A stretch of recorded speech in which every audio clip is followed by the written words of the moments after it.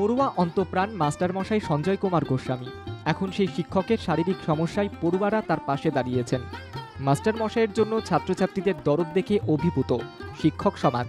কুর্নিশ করছে অভিভাবকেরাও।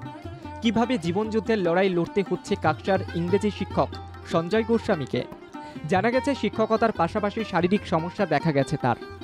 একদিকে তিনি দুচোখ দিয়ে দেখতে পান না, তার মাঝে লিভার বিকল হয়ে পড়ার সমস্যা বাড়ে।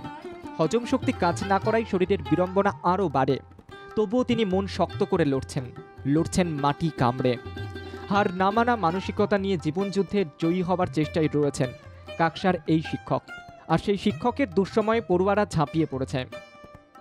তাকে আমার ছাত্রছাত্রীরা দৌড়ে তার বাড়ি থেকে নিয়ে আসছে, বাড়ি থেকে স্কুল করার পরে বাড়িতে পৌঁছে দেওয়া, ক্লাসরুমে তাকে পৌঁছে দেওয়া, ক্লাসরুম থেকে আবার তাকে স্টাফ রুম পর্যন্ত পৌঁছে দেওয়া।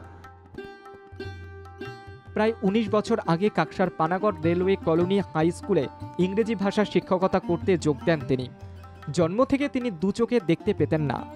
বিএড করে শিক্ষকতা করার লক্ষ্য নিয়ে ২০০৫ সালে এসএসসি পাশ করেন তিনি। এরপরই ইংরেজি শিক্ষক হিসেবে পানাগড় রেলওয়ে কলোনি হাই স্কুলে তার যোগদান।